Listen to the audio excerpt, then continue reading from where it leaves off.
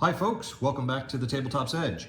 Today we're starting a new playthrough series of videos, and as you can see, the topic will be Multi-Man Publishing's Last Blitzkrieg, the first game in the BCS series. Now, if you've watched my review of Last Blitzkrieg, you'll know I'm a huge fan of the BCS, and in particular, this game. This video will be a short intro video to the playthrough. I wanted to explain the goals of the video series as well as what to expect from it. Now, like my World in Flames playthrough series, one of the main goals of this series will be to give players unfamiliar with the game and BCS in general the opportunity to see the rules in action, to give you a feel for how it plays, what kind of decisions players have to deal with, etc.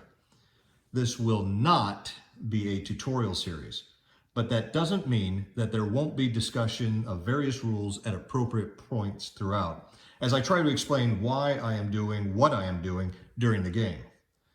Will you learn how to play BCS just by watching this series? No.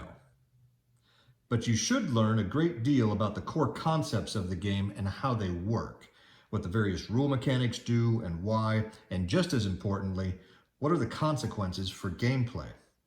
If you do decide to get into BCS, then having watched this series, my goal would be for you to be able to read through the rules with little or no difficulty, having been exposed to a lot of the new terminology and concepts here. I want to try to flatten the learning curve for players new to BCS so that more people get a chance to enjoy this phenomenal game system. The second goal of this series is to provide a nice example of the fantastic narrative the game creates. Now, there's some pretty good BCS and Last Blitzkrieg content elsewhere on YouTube. A few channels have uploaded playthroughs of some of the smaller scenarios, and there are some tutorial type videos as well. But I am unaware of any playthroughs that show the big campaign scenario. Given the size of the game, there's probably a good reason for that. But that's not going to deter us here at the Tabletop's Edge. I think it's important to see the whole enchilada in action to give people the proper perspective on just what the game can do. Last Blitzkrieg is great at providing a sweeping, epic narrative while also showing those smaller critical moments that have repercussions on the entire course of the campaign. The narrative a game can tell is what makes it memorable. Chances are, your favorite gaming moments over the years have come from the type of game that creates an excellent narrative as you play it. It brings the subject matter to life in a way that simply reading some book or watching some documentary on the topic ever could. And so, to help bring to life the gaming possibilities of Last Blitzkrieg and the BCS, I'm going to do this playthrough of the campaign scenario. Now that you know why I'm doing the series, let's talk about how it will work. First, I'm going to use the BCS version 2.0 rules. These will appear when Panzer's Last Stand is released in the next few months, so I would like to show you how the game plays with the most current version of the rules. And fortunately, the version 2.0 BCS rules are fully compatible with all previously published games. Second, I will not be using any of the 5 optional rules. These are the orders, soft jumps, realistic movement, planned fatigue, and standoff AV versus red support options. For new players, the BCS can be hard enough to wrap your head around with all the new terminology and concepts, and so I'd like to keep this playthrough as simple as possible. If you're curious though, I do like to play with the orders and soft jumps options all the time, and will frequently use the realistic movement option. Now, Last Blitzkrieg is a huge game, and it can take well over 100 hours to finish the 16-turn campaign scenario. With that in mind, I will not necessarily show every move or every die roll as they happen. Certainly in the beginning, I will show a lot of complete activations. As the playthrough continues, and hopefully as everyone gets a better grasp of how activations work, I'll be presenting more of an after-action report for parts of turns. Now, I will still show important, or what I think will be interesting or critical activations throughout the series. You can also count on seeing important attacks as they occur. And in any event, there will be plenty of discussion about strategies and tactics, as well as why certain decisions are being made. The idea is to put you inside the head of the player on each side in this game. I will add a caveat. I claim no monopoly on strategic wisdom in BCS or last Blitzkrieg, and just because you see me do something in this game does not mean it's the best thing or even a good thing to do.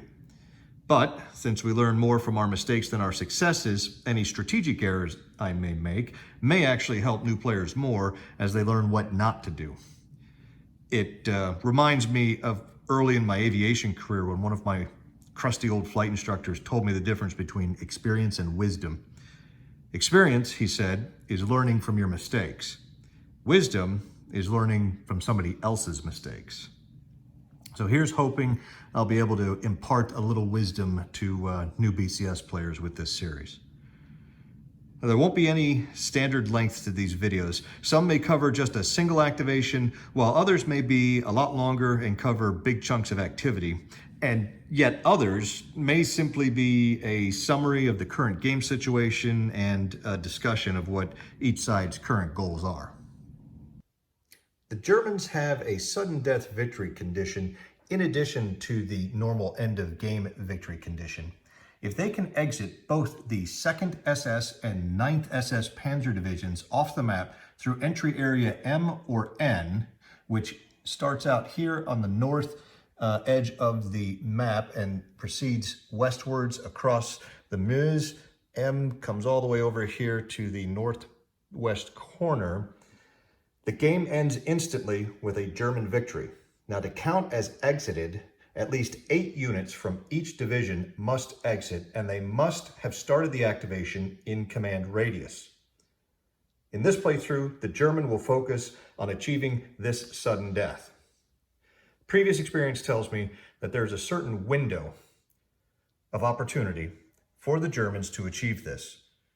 Now, once the game reaches a certain stage, unless things have gone incredibly badly for the Americans, it becomes impractical or impossible for the Germans to get the sudden death victory conditions.